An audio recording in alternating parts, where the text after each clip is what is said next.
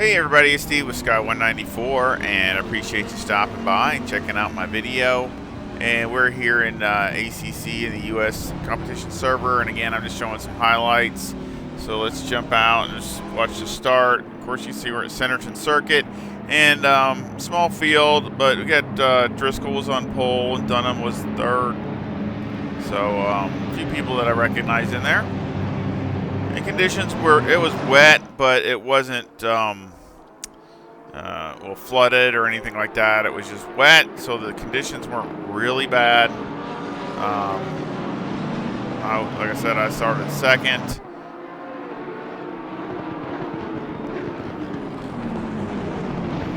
Excuse my sinuses. I'm having all kinds of sinus issues, so probably another reason I just want to show highlights, because I'm sitting there sniffling and everything else. So you don't want to hear none of that stuff. So again, I'm just going to go over, just going to show a lap or two, just a couple laps, and then we will go and maybe show a lap with the dry. I'll go back to the track and do a dry, just to see how, get a time on it, and then we'll go over the setup. And of course, I'll leave a link to the wet and the dry setup in the description.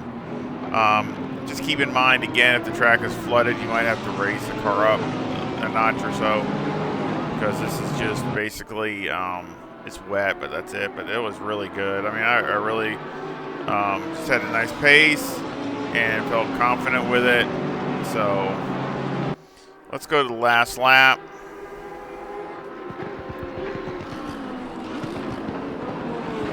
There we go. Come on, mouse, work. So let's go to the last lap here. Jump in the car. And you see my fast is a 155.95.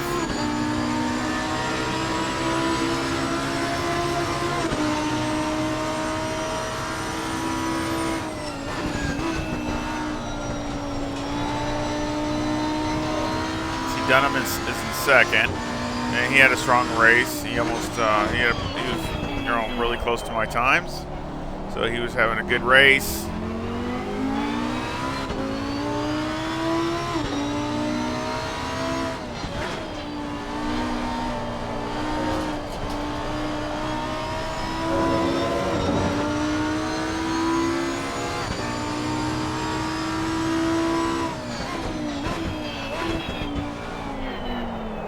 There was no pit stop, so pretty good for, like I said, for 45 minutes on one set of tires.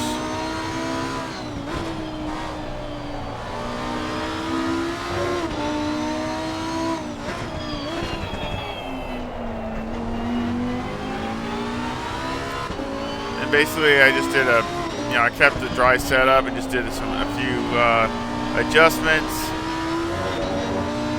and it seemed to work pretty good.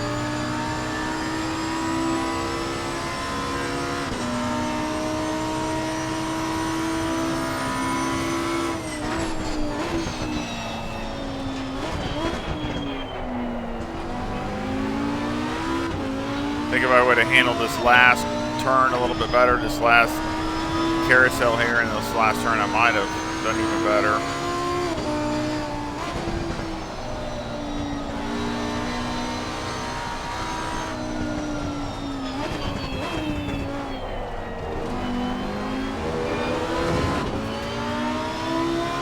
Good on the fuel. Thank you, Joe Blow. Only had 4 liters left.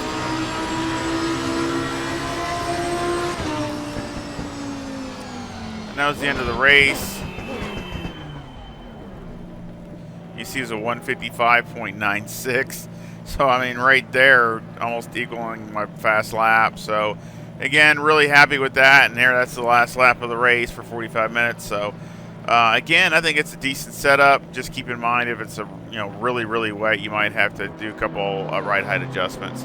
So let's go ahead and go back to the track, and so we can go over the dry. Alrighty. Well, I made a few small adjustments, just double checking stuff, some tire pressures, and went over Motec again, made some last adjustments to the shocks. Just again, just some small little adjustments, but everything else seems pretty good. So let's go ahead and make a lap.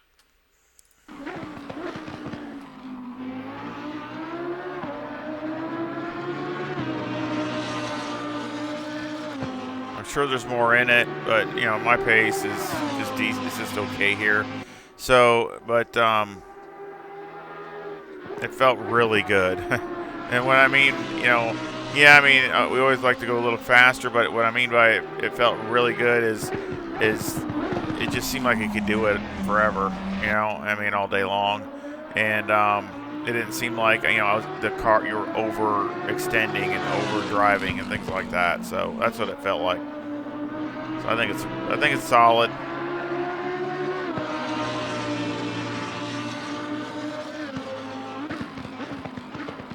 And again, I really don't think this track really fits the Lamborghini. Just to me, it doesn't. It's okay. I mean, it works, but I mean, I think, you know, there's other tracks I think that suit it better, but it still does a good job.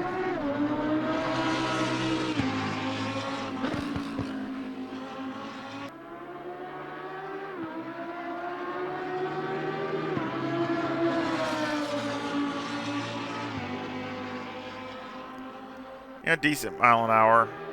You know, 153, 154. It's not bad. Pretty good. I could go through here better. Just driving better through here. That's on me.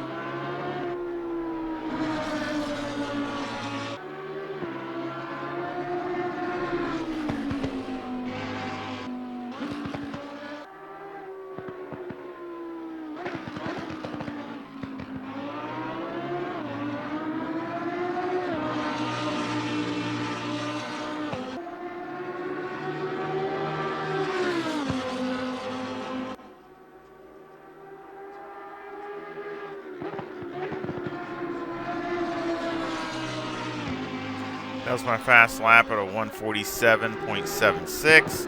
And of course, I started with 82 liters, so it's got, what, 66 on it now. So, you know, again, it's a decent amount of fuel.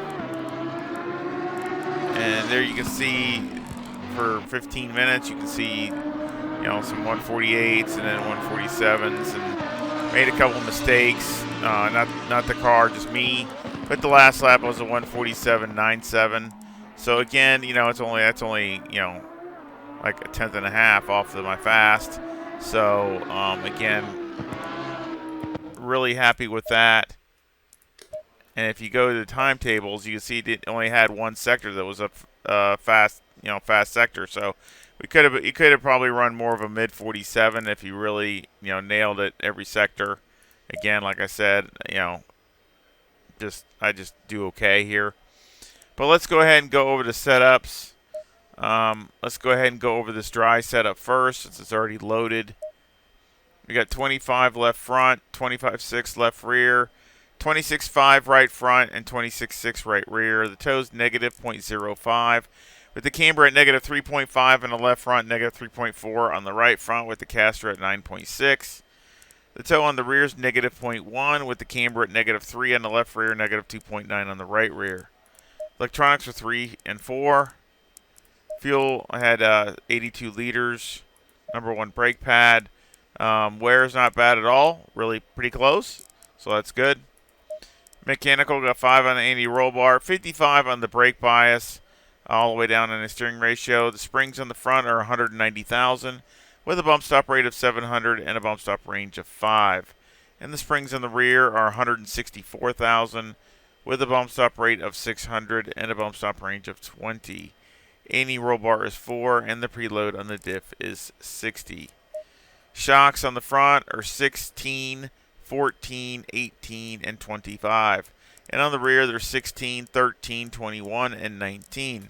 And again, I just went over them with Motec and made a couple clicks here and there, and so they should be pretty close. Aero, got 57 in the front, 62 in the rear with a 10 rear wing and a 4 and a 4 in the brake ducts. And the front aero variation is a 3.5 to the positive. As far as going faster, You can raise the ride height a little more to get it to rotate faster, but just be careful because it could be too quick. And but other than that, I mean, it's pretty solid. You could also take a wing out of it, and that might help it a little bit also. But I wouldn't do anything major, as it would definitely upset the balance. So that is the dry setup.